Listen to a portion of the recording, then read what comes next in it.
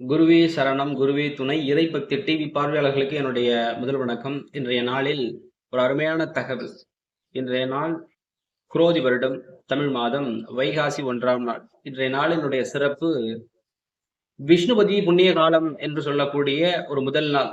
ஒவ்வொரு மாதம் பிறக்கும் பொழுதும் அந்த முதல் நாளுக்கு ஒரு சில தனி சிறப்புகள் இருக்குது. சில புண்ணிய காலங்கள் என்று சோதிட சாஸ்திரம் சொல்லப்பட்டிருக்கிறது. அந்த வகையில சரராசியில் சூரியன் பிரயாணம் செய்யும் பொழுது அது விஷு புண்ணிய காலம் என்றும், உபயராசிகளில் சூரிய பகவான் பயணம் செய்ய ஆரம்பிக்கும் பொழுது அது ஷடசீத புண்ணிய காலம் என்றும், ஸ்திர ராசிகளில் சூரிய பகவான் பயணம் செய்ய ஆரம்பிக்கும் பொழுது அது விஷ்ணுபதி புண்ணிய காலம் என்றும் சாஸ்திரம் சொல்லுகிறது. அதாவது ரிஷபராசி, சிம்மராசி, விருச்சக ராசி மற்றும் கும்பராசிகளில் சூரிய பகவான் பயணம் செய்ய ஆரம்பிக்கக்கூடிய முதல் நாள். அதாவது சூரியன் இப்ப உள்ள வராருன்னா அதுக்கு ஒரு 4 மணி நேரத்துக்கு முன்பு, சூரியன் உள்ள வந்ததுக்கு பிறகு 4 மணி நேரத்துக்கு பிறகு, இன்றைய நாளில் ஒரு திருக்கணித பஞ்சாங்கப்படி மாலை ஒரு 5:54க்கு பிறகு சூரிய பகவான் ரிஷபராசிக்குள்ள உள்ள வருவார். அதுக்கு ஒரு 4 மணி நேரத்துக்கு முன்பு, அதன் பிறகு 4 மணி நேரத்துக்கு பிறகு இந்த காலம், அந்த நேரமானது மிக ஒரு புண்ணியமான நேரம். விஷ்ணுபதி புண்ணிய காலம் அப்படின்னு சொல்லப்பட்டிருக்கு. ஜோதிட சாஸ்திரத்திலேயே இந்த விஷ்ணுபதி புண்ணிய காலத்துல பிறக்கக்கூடிய ஒரு குழந்தை அந்த குடும்பத்தினுடைய வளர்ச்சியை ஏற்படுத்தும். இந்த நாளில் என்ன செய்யலாம் அப்படின்னா, ஒரு மாதம் ஆரம்பிக்கும் பொழுது சில சுப காரியங்களை தவிர்த்து புண்ணிய காரியங்கள் செய்வது சிறப்பு.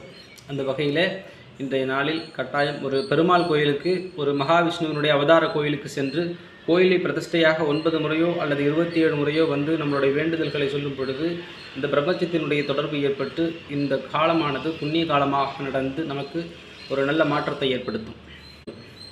வைகுண்ட பதவிக்கான ஒரு வழியை தேடக்கூடிய நாளாக இருக்கிறது.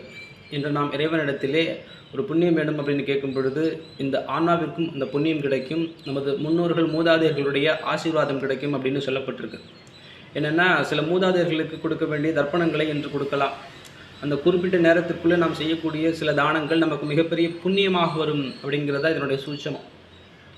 நம்ம வந்து அந்த நேரத்தில் ஒரு ஜலதானம், அதாவது ஒரு அன்னதானம், இதுபோல் ஒரு வஸ்திர தானம், இது மாதிரி சில தானங்கள் கொடுக்கறது, ஒரு காகம், குருவி, பறவைகள், ஒரு உயிரினத்திற்கு நாம் உணவாக ஒரு சில பொருட்களை தானமாக கொடுப்பது. இந்த புண்ணிய காலத்தில் நிறைய விஷ்ணு வழிபாடுகள், விஷ்ணுவிற்கு விசேஷமான நாள் அப்படிங்கிறதுனால இதை பயன்படுத்தி விஷ்ணு பிரியர்கள், இஷ்ட தெய்வமாக விஷ்ணு வழங்கக்கூடியவர்கள் அனைவரும் இன்று நீங்கள் ஒரு வேண்டுதல் வைத்துக்கொண்டு கோவிலுக்கு சென்று வருவது, சுவாமி தரிசனம் செய்வது, வீட்டில் விஷ்ணு சகஸ்ரநாமம் முடிக்க செய்வது, பாராயணம் செய்வது, அல்லது மகாவிஷ்ணுவினுடைய திருநாமங்களான ஓம் நமோ நாராயணாய அப்படிங்கிற மந்திரம், அல்லது கிருஷ்ணா அப்படிங்கிற மந்திரம், அல்லது கோவிந்தா அப்படிங்கிற மந்திரம், அல்லது நரசிம்மாய அப்படிங்கிற மந்திரம், அல்லது ராமா ராமா அப்படிங்கிற மந்திரம், இதுபோல திருநாமங்களை நீங்கள் பயன்படுத்தி புண்ணியங்களை தேடிக்கொள்ளலாம்.